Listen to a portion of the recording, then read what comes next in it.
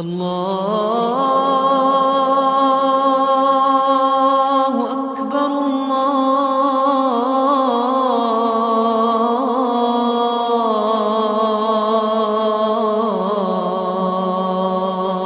أكبر. Ассаламу алейкум ва рахматуллахи ва баракатух. Милости и благословения Господа миров всем его рабам. К сожалению, среди нашей молодежи найдутся те, которые не совсем понимают то, как нужно следовать наставлениям пророка, мир ему и благословения. Они от себя толкуют Коран и хадисы и слушают подобных себе, считая лишь себя правдивыми рабами Всевышнего. А ведь говорится в Священном Коране: сравнятся ли те, которые знают, и те, которые не знают? С позволения Всевышнего Создателя, наша программа расскажет вам о том, как правильно следовать Корану и Сунне посланника Всевышнего. Да благословит его Аллах и приветствует.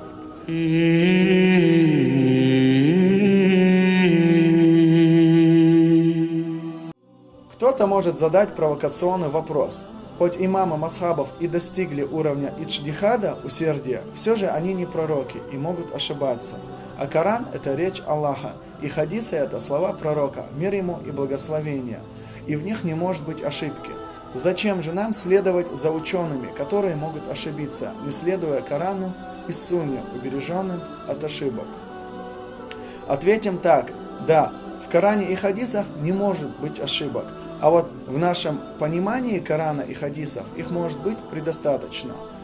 Мы все можем ошибаться в вопросах религии из-за неимения знания, а вот следование за ученым и муджтахидом ограждает нас от опасности ошибиться. Во-первых, имамы этих масхабов учились у тех, которые были учениками сподвижников, приобретавших знания непосредственно у пророка, мир ему и благословения. Во-вторых, имамы масхабов – это не просто 4 человека. Это 4 человека, за которыми более 1000 лет следует вся исламская умма, община. Все, и ученые, и простой народ, и единогласно придерживались и придерживаются этих масхабов. Разве не полнейший абсурд предлагать отказ от уже устоявшегося веками порядка и подвергать себя риску ошибки? В-третьих, ошибка ученого, достигшего соответствующего уровня, не бывает подобной ошибки обычного ученого или просто человека. Пророк, мир ему и благословение, говорит: когда кади выносит решение, используя иджтихад, и оказывается прав, он получает 2 вознаграждения. А если он выносит решение, используя свой иджтихад, и оказывается неправ, то он получает 1 вознаграждение. Комментируя этот хадис, имам Ан-Навави пишет, что все ученые единогласны в том, что человек, который выводит решение из Корана и Сунны, не имея уровня муджтахида, впадает в грех, даже если он окажется прав, потому что это просто совпадение, а не шариатское решение. Следовательно, все его решения ошибочны, даже если они совпадут с действительностью.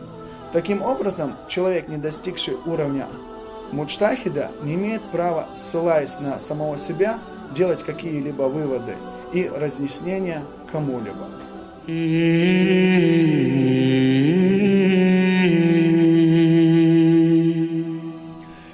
Наш Создатель желает нам всем того, чтобы мы шли правильным путем, путем тех, которые удостаиваются Его милости и прощения. Всевышний говорит в Священном Коране: сравнятся ли те, которые знают, и те, которые не знают? В другом аяте Священного Корана говорится: спрашивайте знающих, если вы не знаете. Ученые имеют степени и уровни. Простой человек, не знающий ничего, следует за более осведомленным, а тот за простым ученым, перенявшим знания больших ученых прежних веков.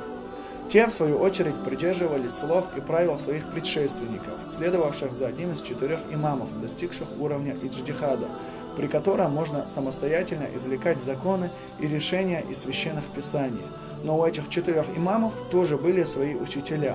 Они учились даже друг у друга. Имам Ахмад был учеником имама Аш-Шафии, который учился у имама Малика, и учеников Абу Ханифы, Абу Юсуфа и Мухаммада бин Хасана Аш-Шайбани.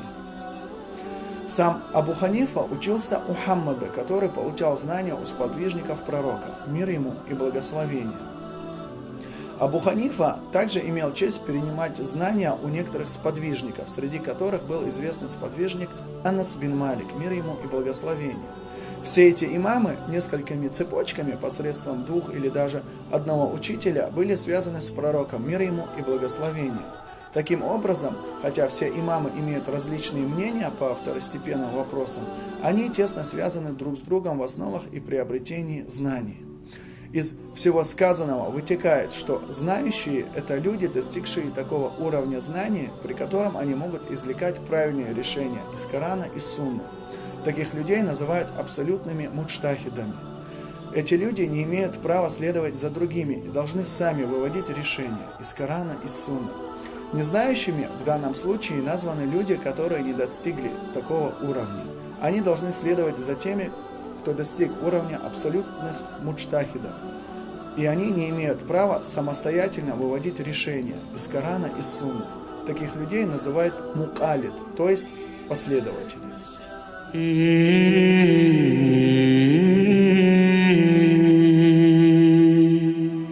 Если вам дадут в одну руку скальпель, а в другую признанную всеми медиками книгу и попросят сделать операцию самому дорогому для вас человеку, станете ли вы делать это? Причем, если вокруг множество врачей, способных легко справиться с этой операцией, станете ли вы подвергать очевидной опасности своего любимого человека? Ответ очевиден. Верующий человек должен осознать, что гибель его религии намного опаснее, чем гибель его тела.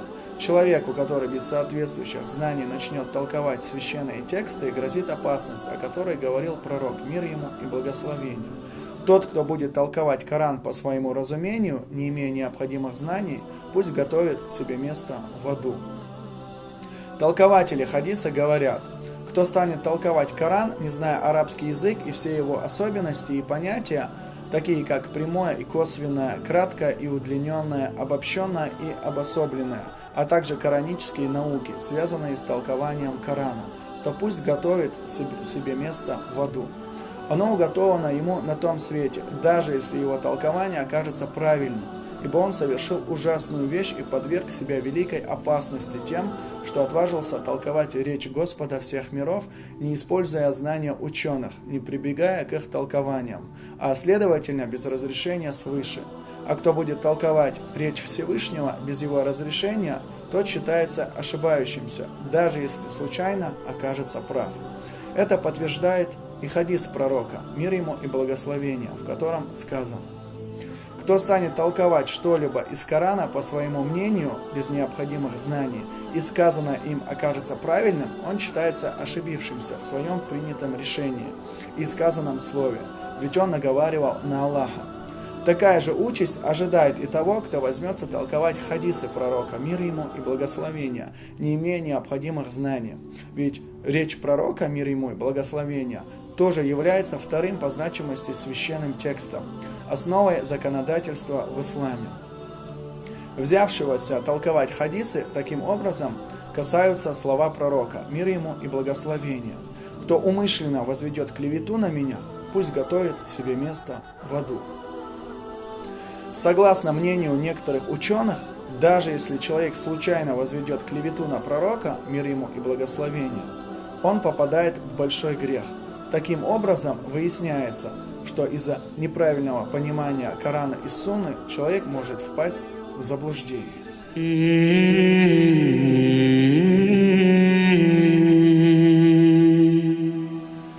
Дорогие братья и сестры, дорогие телезрители, в ходе нашей программы говорилось о том, как правильно следовать Корану и Сунне посланника Всевышнего, да благословит его Аллах и приветствует. Хотелось бы призвать каждого следовать верным путем и никогда не спешить с вопросами, касающихся религии. Всевышний говорит нам спрашивать у знающих то, чего мы не знаем, для того, чтобы не ошибиться и поступить правильным образом. Сейчас вашему вниманию будет представлен видеоматериал о безграничной милости Всевышнего к людям. А я, в свою очередь, прощаюсь с вами. Берегите себя. Ассаламу алейкум ва рахматуллахи ва баракатух.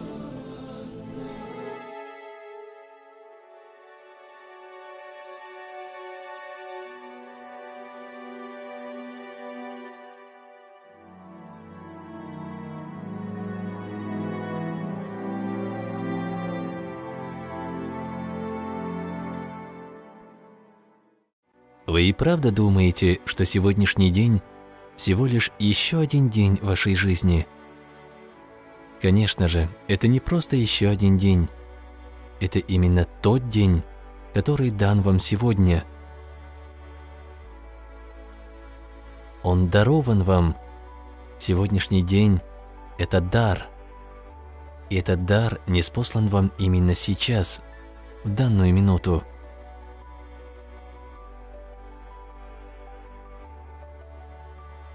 И единственно правильная реакция с вашей стороны – благодарность. И если вы научитесь выражать благодарность Создателю за тот великий дар, которым является сегодняшний уникальный день, и если вы научитесь воспринимать каждый день так, как будто это первый или последний день вашей жизни, тогда вы проведете свой день по-настоящему хорошо.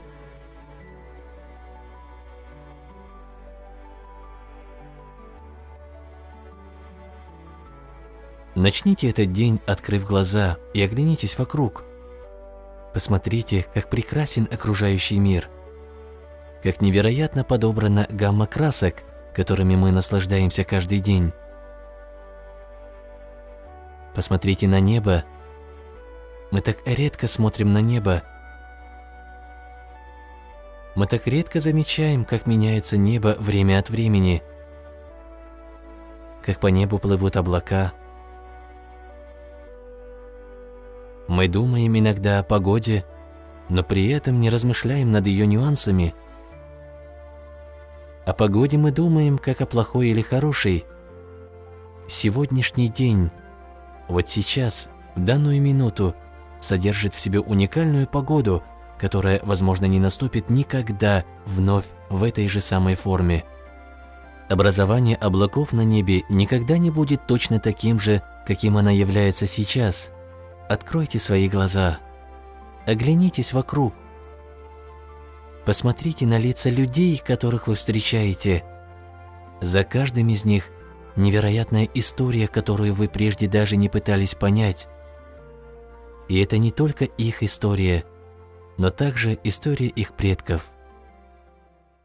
Ведь по сути, каждый из нас связан с прошлым, и сегодня, в этот самый момент, мысль обо всех людях, с которыми вы встречаетесь, вся жизнь нынешних и прошлых поколений, со всех уголков мира, внезапно сливается воедино и обрушивается на вас, подобно живительной влаге, если только вы откроете свое сердце и отведаете этой кристально чистой воды.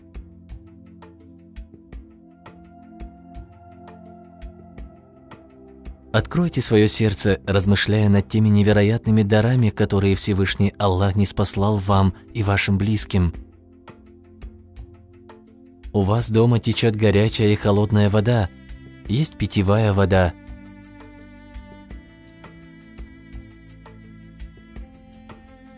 Это дар, о котором миллионы людей в мире могут только мечтать.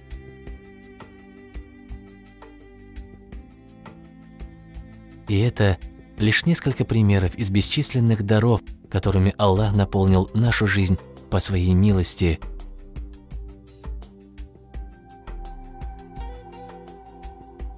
И все мы легко сможем это понять, открыв свое сердце. Открыв однажды свое сердце, мы оценим ценность этих даров и позволим чувству благодарности Создателю заполнить все наше существо. А сделав так, вы по-другому посмотрите на все, на окружающих вас людей, увидите, как красивы их глаза и улыбки, и вы обрадуетесь тому, что можете быть рядом со своими родными. И тогда сегодняшний день будет и в самом деле очень хорошим днем. Allah